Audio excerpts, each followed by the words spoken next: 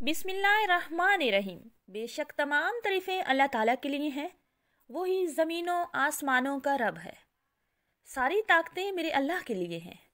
बेशक अल्लाह पाक अपने बंदों को नवाजने वाला है और अपने बंदों की मुश्किलात दूर करने वाला है।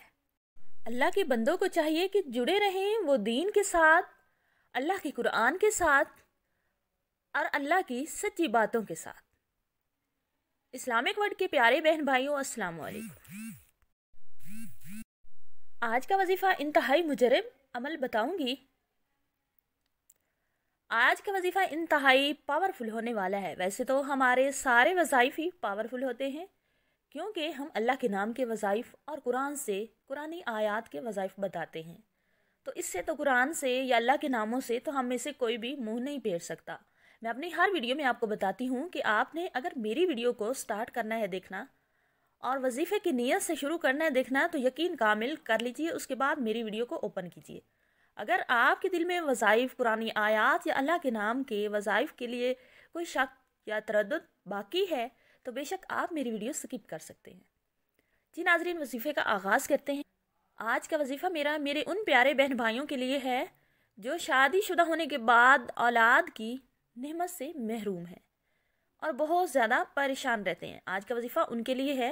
इंशाल्लाह वो ये वजीफ़ा करेंगे तो अल्लाह पाक उनको औलाद नरीना से नवाजेगा। आपने करना क्या है, आपने 2 अंडे उबाल कर छिलके उतार लेने हैं। फिर एक अंडे पर ये आयत लिखनी है जो मैं आपको स्क्रीन पर शो कर रही हूँ। ये आयत सूरह ज़ारियात की आयत नंबर 47 है। एक उबले हुए अंडे पर आपने सूरह ज़ारियात की आयत नंबर 47 लिखनी है।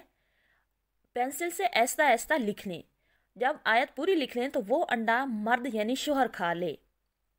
और दूसरे अंडे पर आपने सूरत ज़ारियात की आयत नंबर 48 लिखनी है और ये सूरत कुरान के 27वें पारे में मौजूद है।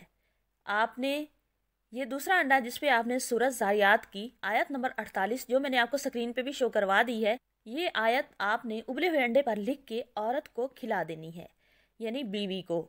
ये अंडे आपने 3 दिन मुसलसल खाने हैं और इस अमल के बाद आपने उसी रात तहज्जुद के लिए दोनों मियाँ बीवी ने जागना है, गुस्ल करना है और गुस्ल करके तहज्जुद के नफल अदा करने हैं। उसके बाद आपने 313 मरतबा वहीं मुसल्ले पे बैठकर इस्तग़फ़ार पढ़ना है। जब इस्तग़फ़ार की तस्बीह आप कर रहे हो तो आपके दिल में ये दुआ होनी चाहिए, आपके दिल में यही ख्याल होना चाहिए कि अल्लाह मैं गुनाहगार हूँ, आप मुझे बख्श दें, जो भी मेरे कोई गुनाह है मुझे बख्श दें। और ये सोचते हुए आपने ये तस्बीह करनी है कि मुझे औलाद नरीना से नवाजें। आपने 313 मरतबा इस्तग़फ़ार पढ़ने से पहले भी 3 मरतबा दरूद इब्राहिमी पढ़ लेना है और जब 313 मरतबा इस्तग़फ़ार पढ़ लें, कंप्लीट हो जाए, उस वक्त भी आपने 3 मरतबा दरूद इब्राहिमी पढ़ लेना है। अल्लाह के हजूर मुसल्ले पे सजदा करके गिड़गिड़ा के दुआ करनी है। औलाद के असूल के लिए दुआ करनी है। इंशाअल्लाह अल्लाह तबारक व तआला आपको औलाद नरीना से ज़रूर नवाजेगा।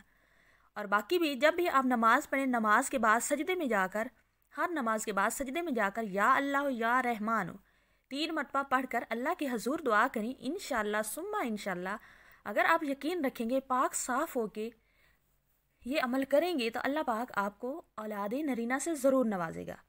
जिनको हमारी वीडियोस पसंद आती हैं वो वीडियो को लाइक भी किया करें और चैनल को सब्सक्राइब करके बेल आइकन दबा के आल पे क्लिक ज़रूर किया करें। और जो वजीफ़ा ये करना चाहता है इजाज़त के लिए, वो वजीफ़े के नीचे कमेंट कर सकता है। कमेंट में सुबहान अल्लाह, इंशाअल्लाह कुछ भी ऐसा लिख दें और चैनल को सब्सक्राइब ज़रूर करें। शुक्रिया।